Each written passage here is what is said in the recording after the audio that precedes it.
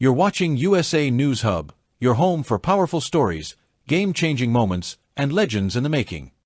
Historic, controversial, and record-breaking, the 2025 WTA Finals in Riyadh had it all. Elena Rybakina lifted the richest trophy in women's tennis history, but questions remain: what did women's tennis gain, and what did it lose, by coming to Saudi Arabia? The curtain has closed on one of the most dramatic and debated WTA Finals in history, not just for the thrilling on-court battles, but for the statement it made about where women's tennis is heading. In Riyadh, Saudi Arabia, Elena Rybakina produced a near-flawless performance to defeat Aryna Sabalenka, the world number 1, in straight sets 6-3, 7-6, 0.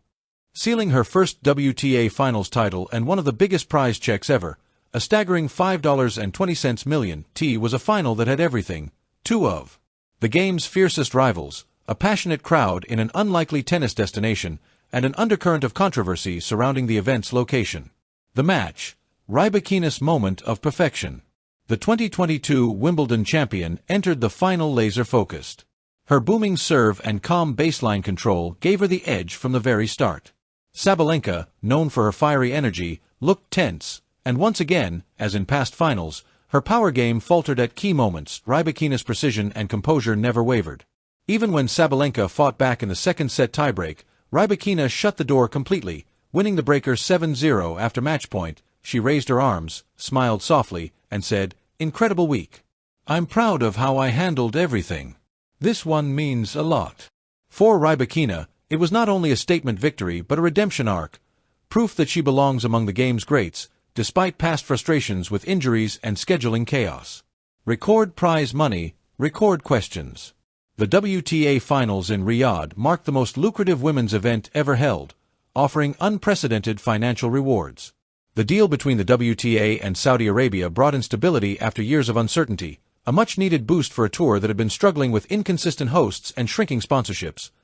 Portia Archer, the WTA Tour's CEO, praised the event's success and hinted at a possible extension of the current 3-year deal.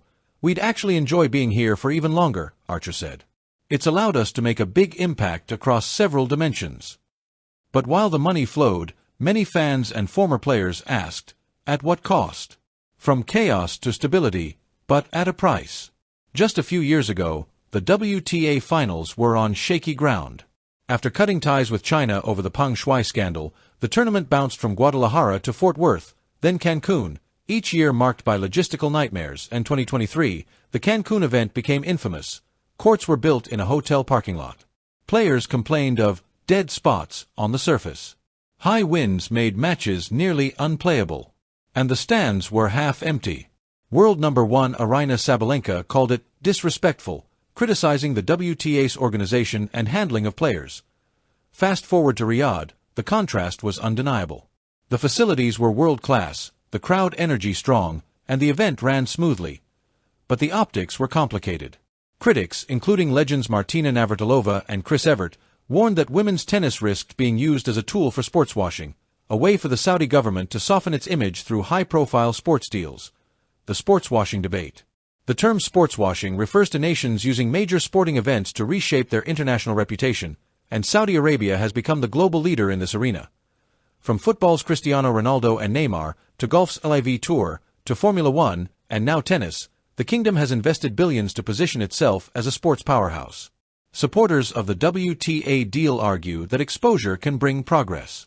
Women's sports are slowly gaining a foothold in Saudi Arabia, where female participation in athletics has expanded dramatically in recent years. Archer echoed that sentiment. "Being here has allowed us to make a big impact in the community, not just for tennis, but for women's empowerment." However, critics counter that visibility doesn't equal equality. Many point to ongoing restrictions on women's rights and the lack of LGBTQIA+ protections, questioning whether the WTA's partnership aligns with its values. The Global Balancing Act. For players like Sabalenka, Coco Gauff, Iga Swiatek, and Rybakina, the Saudi deal represents a balancing act. On one hand, the money and stability elevate the sport to new heights. On the other, it puts athletes in the uncomfortable position of defending, or being silent about, their sport's new home.